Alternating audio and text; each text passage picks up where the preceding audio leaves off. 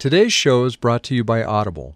Visit drjoelwade.com, scroll down, and click the Audible banner to get 2 free audiobooks and start your free Audible trial today. You are now listening to the Mastering Happiness podcast with Dr. Joel Wade. What's more important for living well, our past memories or future possibilities? Let's explore this today. I'm Joel Wade, and welcome to my podcast. Much is made these days of having a compelling future vision, picturing yourself on the winner's block, or with that book published, or in that wonderful relationship, imagining a future that you can step into. The pop psychology literature is chock full of advice for seeing yourself and reveling in having accomplished your goals. But this is a mistake. The pop psychology literature on this is wrong. When we spend time imagining having already achieved our goals, part of what happens is we feel like we've already achieved our goals. And because we feel the reward of the accomplishment already, our motivation to do the inevitable hard work required for any meaningful goal fades. Dreams that matter are not easy. They take time and considerable effort. Imagine you have a big goal that means a lot to you, one which you're willing to and expect to work very hard for. Let's imagine for fun that it's a mountain that you want to summit. You've trained, you've prepared, and you've struggled physically and mentally to finally make it to the top. Hooray, you've done it! Now, how would you feel if, having felt this amazing achievement, you suddenly discover you've only just started the climb, and you still have a very long way to go? I think most of us would feel disheartened, disappointed, let down. We also would have a hard time gathering up the same intensity of desire and focus that we initially had. We may still get there, but it would be more of a hard slog at that point, and less of an invigorating triumph. This is exactly what we do to ourselves psychologically when we spend time just imagining what it will be like when we've already reached our goals. It saps our energy and undermines our motivation. But it is relaxing and comforting in the moment, which is why we do it, and why all those pop psychology authors have probably thought it was such a good thing to do. When Gabriele Oettingen, professor of psychology at New York University and the University of Hamburg, first discovered this, she was disappointed. She had hoped that dreaming about success could help people who were struggling to more easily reach their goals. Finding that it did the opposite made it hard for her to continue to study such fantasies. Then she asked the interesting question. I wondered if there was anything I could do to the process of dreaming to turn things around and make dreams more helpful for achieving wishes. In particular, since positive fantasies tended to relax people, was there a way that I could use dreaming to wake them up, get them into gear, and motivate them to succeed? What she found was if she asked people to dream of their success, which caused them to relax, and then confronted them right away with the obstacles in the way of reaching their success, that would get them energized and ready to dive into the tasks that would actually lead to their success. She calls this mental contrasting, and it can give us a huge leverage in achieving the success we dream of, but only if what we dream of is attainable in reality. Let's say we're on that mountain, and we've trained and prepared, so we actually have the skills and knowledge to summit the mountain.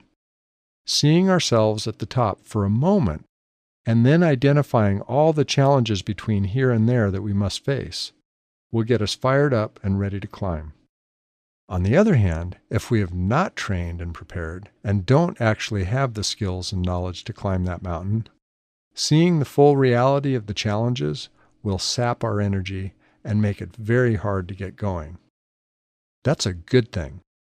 We don't want to find ourselves facing a mountain we can't climb.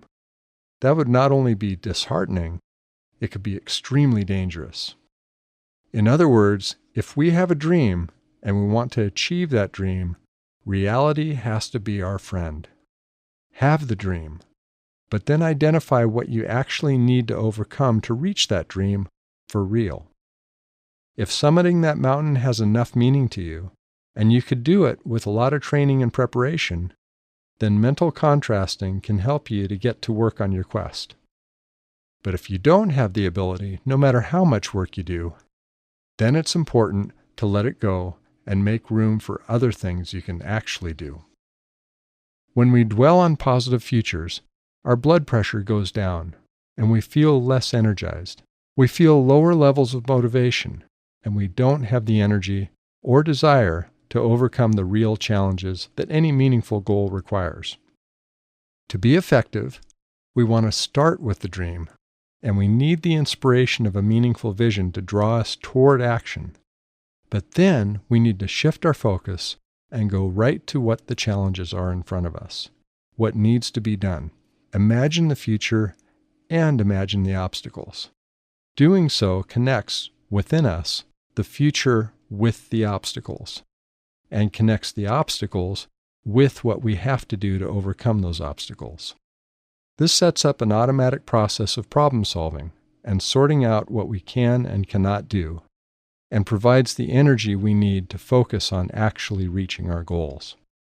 Have you ever watched the downhill skiers in the Winter Olympics before a race, visualizing the run, moving and swaying their bodies as though they're on the run itself? They all do this now, because the visualization is a powerfully effective strategy for bringing out their best. But they aren't picturing themselves with the gold medal and the national anthem playing.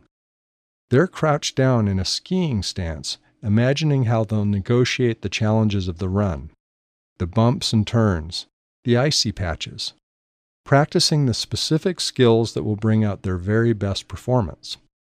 They know that focusing on their best performance on the very real hill in front of them is what they have control of, and what will give them the best chance to win that gold medal. Those Olympic skiers know exactly why they're there. They want to achieve their absolute best performance and, hopefully, earn a place in history. But their focus is not the gold medal. Their focus is on what they have to do to get there. That simple shift of focus can make the difference between a wish and a triumph. We've been talking about a specific strategy for success going into the future, but let's take a closer look at how important thinking about the future is for us in general. Those Olympic skiers are indeed focused primarily on the actions they need to take, not on enjoying the rewards before they've achieved them. But they are focusing on those tasks because they've imagined a possible future for themselves. And they're keenly aware that one possible future includes competing in the Olympics with the chance of winning a gold medal. While it's important not to spend time gazing into our imagined accomplishments of the future, we are future-oriented beings. While older schools of psychology like Freudian psychoanalysis and behaviorism emphasized the role of the past in the formation of our personalities, experiences, and actions, it turns out we aren't motivated so much by our past as by our imagined future. More accurately, how framing and focusing on multiple imagined futures seems to be a major role of our consciousness and a central organizing principle for how we live our lives. We also naturally think about the future much more than we do the past, actually about 3 times as much, which shows just how important our future orientation is to us.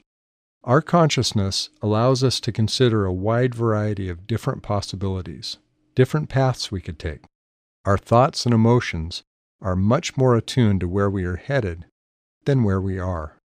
For example, emotions have been seen in the field of psychology as the cause of behavior. We feel angry, so we lash out. We feel afraid, so we run away. We feel happy, so we jump for joy. But it turns out that when we look at the actual results of the research, and contrary to what most researchers had assumed over the years, very little behavior is caused by the emotions we're feeling now. What does affect our behavior much more strongly is the emotions we expect to feel in the future. We tend to anticipate how different actions will affect how we'll feel afterward, and we choose our behavior accordingly. If I think that planting a garden will lead to sustained good feelings later on, I may very well decide to put in the time and effort to plant and maintain a garden. If I think that eating a diet of ice cream, potato chips, and soda will lead to feeling wonderful later, I may just continue that diet for as long as I can survive on it. If I believe that following a certain career path will be delightful and satisfying over time, I will be drawn to do the sustained work to make it happen, even through adversity and hardship. It's this quality of being able to imagine different possible futures and how each one may affect us tangibly and emotionally that brings us our sense of free will. The laws of probability may point us in a particular direction, but how we imagine the future and what we imagine our different possible actions will do to affect that future give us the choice to do something different. For example, if I grew up on a diet of ice cream, potato chips, and soda, chances are I will keep on doing what I've always done. But if I learn about healthier eating and think and imagine what my future will look and feel like if I keep on my old diet, and compare that to how my future could look and feel much better if I start eating healthier, I may very well find a way to change to a healthier diet and stick with it. If I've spent a lot of time absorbed in my own negative thoughts and emotions, probability says that I'll likely continue doing that. But if I learn that dwelling on negative emotions and painful stories of my past will just lead to more pain and misery into the future, and doing something different will lead to more happiness and good feelings in the future, I may very well find ways to change that habit. And there are ways of changing that habit. This is important to understand because so much of the focus on psychology has been on how our past affects our current happiness and circumstances. And that has led to an overemphasis on the stories we remember from our past. It's not that past traumatic experiences don't matter. They most certainly do. But putting the primary focus on what happened to us in the past can keep us orbiting around and around painful memories, growing those particular events in importance and intensity, and limiting our sense of possibilities into the future. I've worked with people who have ruminated on a painful memory every day for decades, thinking that doing so was the path to healing themselves. But all it did was amplify and reinforce the pain, and prevent them from growing beyond that past event. Sometimes, just knowing that ruminating like this is not good for us can loosen the hold of this practice and free up tremendous energy and possibilities. It's important to know that it's our sense of future possibilities that draws us forward and presents much more powerful opportunities for healing and growth than anything that happened in our past. We have a unique ability to envision different potential futures, to imagine how we'll feel if we choose each one, and then to decide which of them we want to pursue. Sometimes we reach our goals and fulfill our dreams completely. Sometimes we strive with everything we have and don't quite achieve the most glowing vision. Only one Olympic athlete in any given event will actually win a gold medal. But that moment on the podium is just a moment. What fills it with meaning, and what fills our lives with meaning, whether we ultimately succeed or not, is the commitment and the regular day-to-day working toward that goal, whatever it may be. Once we choose a future direction, the next step is to anticipate what the challenges will be, and to decide first of all if it's possible, if we can actually meet those challenges, and then, if we think we can, precisely what we'll need to do in order to meet and overcome those challenges. Once we envision a future goal, we don't spend time enjoying the fantasy of having achieved it when we haven't yet. We move immediately to problem solving and working through each challenge in turn. The future vision and our commitment to it energizes and inspires us, gives us a sense of purpose and meaning. Solving each problem as we go gives us the regular satisfaction of success, step by step, building our true competence and strengthening us to meet what our vision of the future asks of us.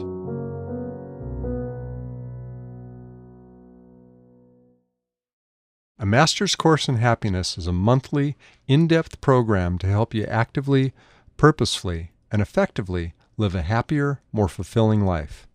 This course is designed to teach you the skills and principles that you need to bring the best you have to offer, inside and out, Over the course of 12 months, we'll explore what I've found are many of the fundamentals of living well. Through audio, video, and written material, you're supported to learn and practice specific actions each month that will strengthen you, inspire you, and enable you to lean into life more fully. These are skills and principles for self-mastery across all of the circumstances and personalities I have ever worked with for nearly 4 decades, based on solid research and experience. And right now, exclusively for my listeners, you can experience the Master's Course in Happiness at a great discount. Use promo code MH1, promo in all capitals, to get this $467 course for only $295 today. Visit www.drjoelwade.com.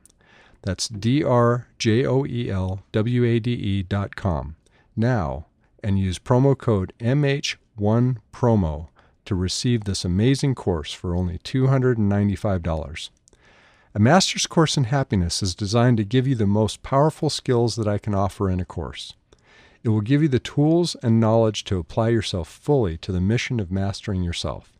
That's www.drjoelwade.com, promo code MH1, promo, all in capitals.